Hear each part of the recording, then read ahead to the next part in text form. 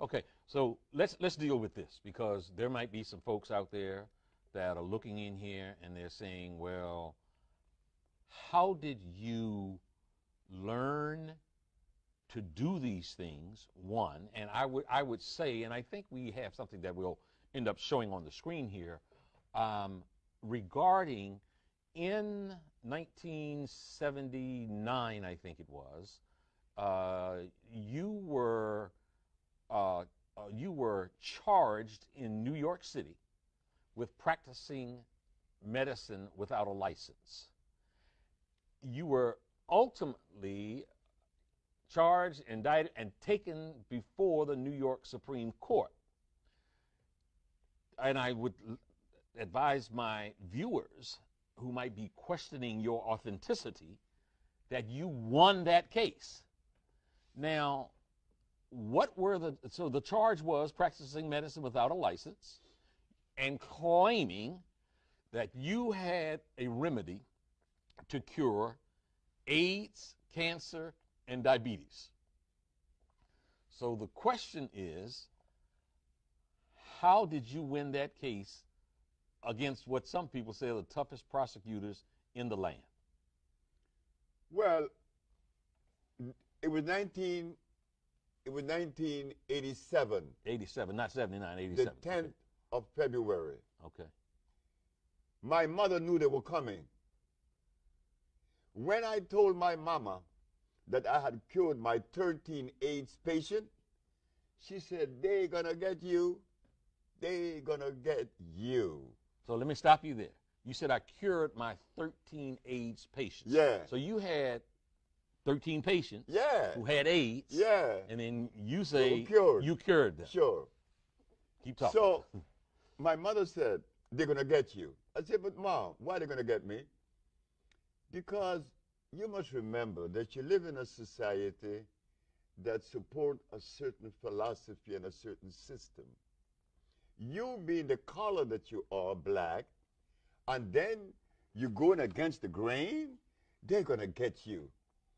So when I'm in my office on February the 10th, here come the detectives. You are charged with practicing medicine without a license, selling product not approved by the FDA, and claiming to cure AIDS and other diseases. Mm-hmm. I said, "Yes."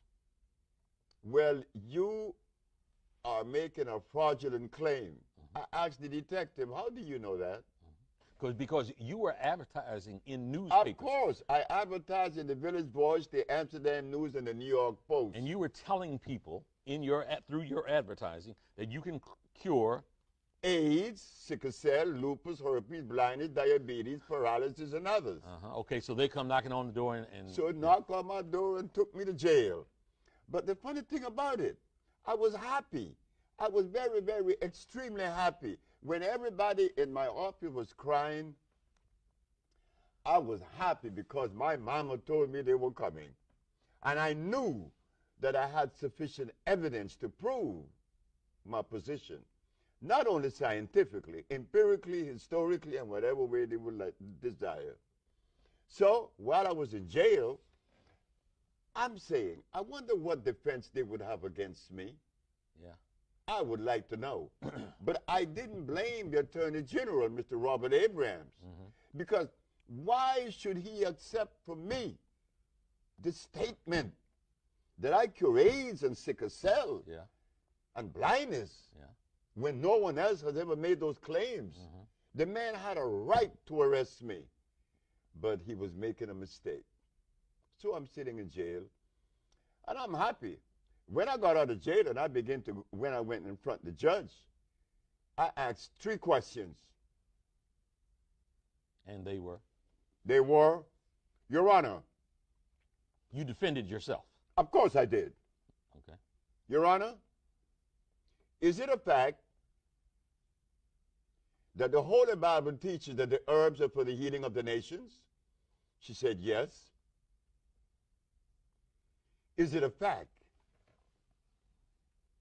that science shows that the human body is carbon-based, and to complement a carbon-based body, you must have a carbon-based substance to complement it, because the body only accepts a substance through the process of chemical affinity. Chemical affinity is important.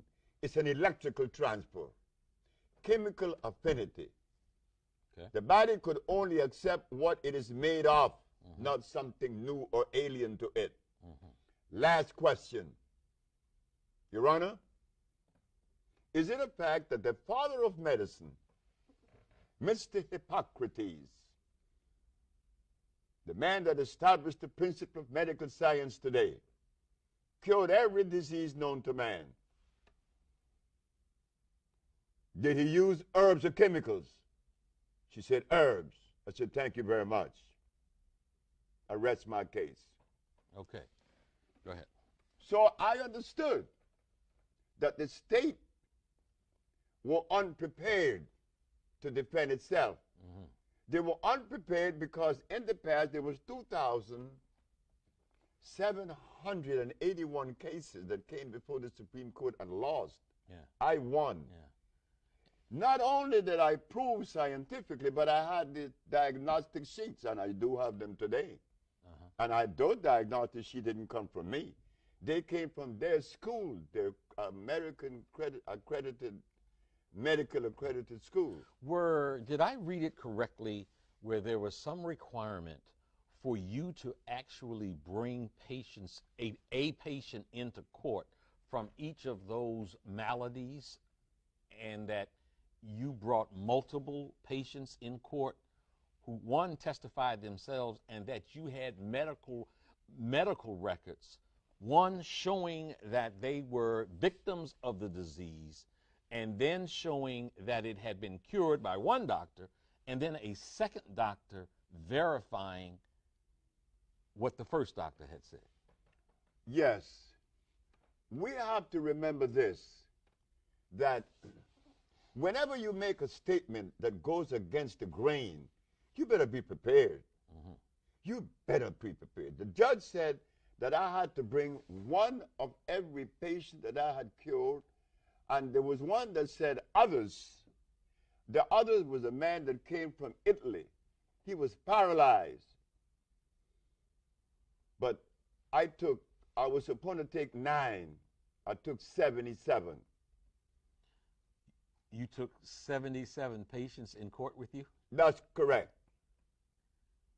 But I knew that my brain was not the same as your brain or any other brain, right? We're unique. Yeah. So when I make a statement, they're going to take my statement and pit it against philosophy. It doesn't fit. I represent an entity that isn't philosophical. And that entity is? Well, it's an African one. I'm an African. And we have to remember that. You see, we think that we could take a philosophy out of Europe or China and inculcate that into the African brain. It does not resonate. It cannot resonate. You cannot be yourself when you've been adulterated. Being that I am an African, I'm going to look at things the African way. And the African way seems to reduce things to the least common denominator. And guess what I found? That there's only one disease. Not 2, not 3, 1. When I opened my big black mouth and told the judge that, oh my God. What did you say? I said, Your Honor, there's only one disease.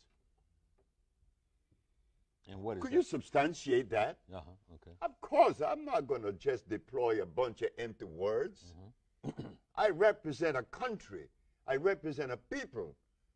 I represent a race. And I represent myself. I'm not going to undermine myself. There's only one disease. The judge said, what is it? I said, you already know. She said, try me. It was a woman, Ann Thelman. I said, Your Honor, when someone has sinusitis, what is obstructing the nasal passage? She said, mucus.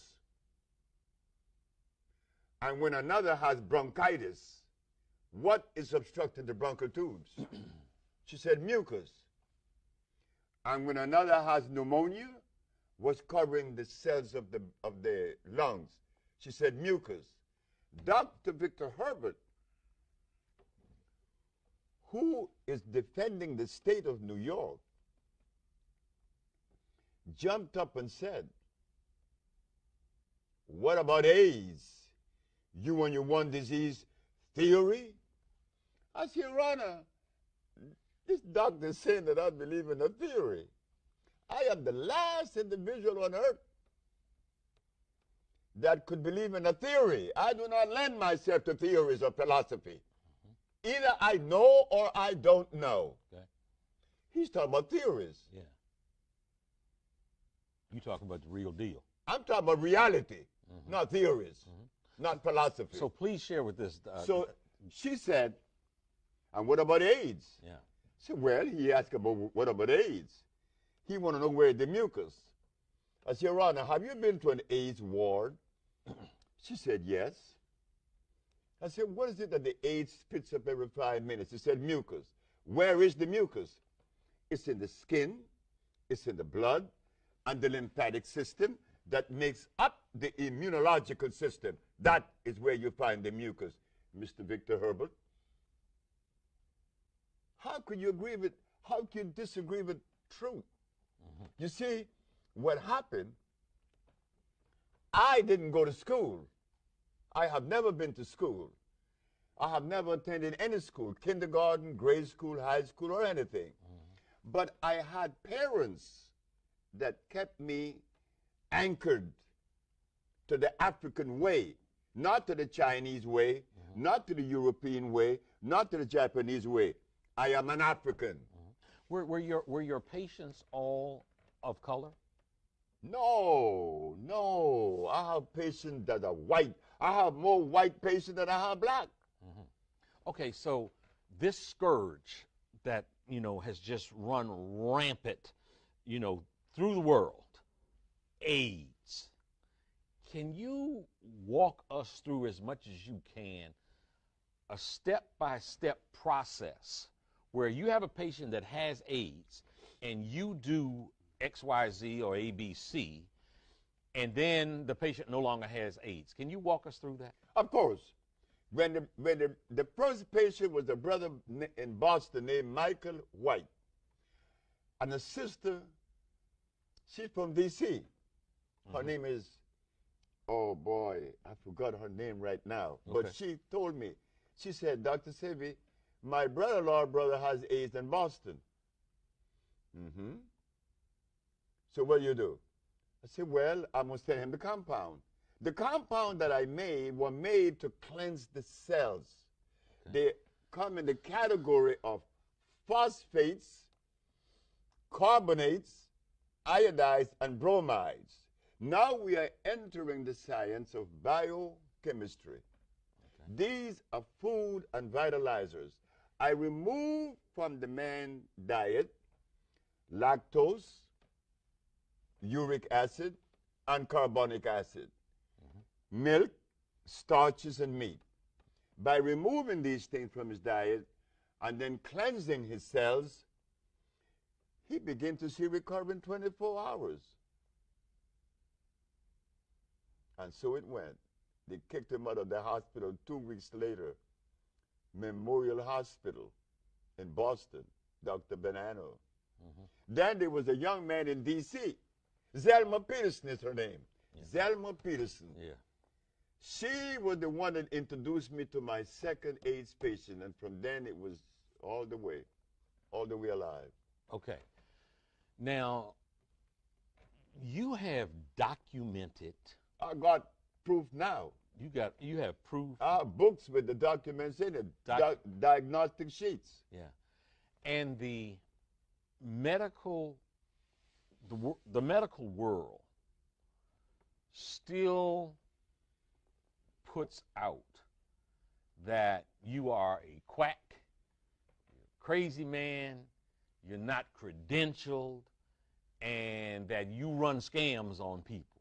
But you have documented proof of healing people. Now, I know that you have you reference a compound in Honduras. You also operate out of you operate out of Los Angeles. Los Angeles also. So when you get a patient now, do you if you have a DC patient, does that DC patient need to go to LA or Honduras? Or? No, no, we treat them. In fact, we send 1,000 packages a day throughout the world right now. Israel, Hong Kong, China, Russia. We have people in the village now from Russia. We have people from all over the world. We send packages all over the world. You don't have to even be in Honduras. But it is good to go to Honduras because the thermal waters are there. Yeah. And they accelerate the process of healing once you immerse your body in it and you drink it. You speak of Honduras. Now, about the medical science saying that I'm a quack, yeah. I do not blame medical science for making that statement because my race has never done anything on that level of endeavor to express itself able to cure diseases on that level, in other words. So, sure, I'm a quack, but I don't care what they say. Yeah. What I was concerned with, not medical science, because I know that they're the one that is violating. I am not the violator. Hippocrates did not establish the school of medicine by using chemicals because the chemicals cannot assimilate. A chemical cannot assimilate with the human body. An herb can because they are electrical. Okay. Herbs are electrical, and we have yet to understand that. I was concerned with the black leadership of America, not medical science. When I had cured these people of sickle cell and lupus and herpes and blindness, I was happy. I said, now I could go to all the leaders. I could go to Minister Farrakhan. I could go to Jesse Jackson. I could go to Al Sharpton. I could go to Oprah Winfrey. But what I found out, I was mistaken. I was wrong. They are not interested in the healing of any black people. That's an explosive claim. That is not an explosive statement. That is a reality. There isn't a black leader in America that is interested in the health of the black race. Do you say that because they refuse to interact with you? They are not in the position to respond. If they were, my first case of AIDS was cured in 1984. And since then, we've been curing people of lupus and herpes and cancer and blindness. Not one black leader ever said, well, let us help the brother. That you just mentioned what some people in hushed tones refer to as the C word, cancer. I have friends right now that have been victimized by that scourge of a disease. Two fairly close to me who have been going through chemotherapy. We just recently had the lieutenant governor from the state of Maryland, and the governor of Maryland has cancer, and he's been going through chemotherapy treatments, and he talked about how devastating those treatments were. So you obviously don't treat with chemo. Why is it wrong for a cancer patient to be treated with chemotherapy? Chemotherapy is an approach that destroys cells. Chemotherapy doesn't distinguish between good cells and bad cells. It destroys cells. It's an acid approach. What kind of approach? Acid. Oh, acid approach, okay. My approach is an intracellular cleansing. What causes disease in the first place? An acid condition. Well, let us sweep it out. Let us find the plants that are consistent with cleansing. You see, we just begin to wake up. We just begin to realize that we are way in a deep deficit. What do you mean by that? Well, I mean that we have never spent time in analyzing or even trying to understand the difference in our genetic predisposition. We have never understood the science of biochemistry.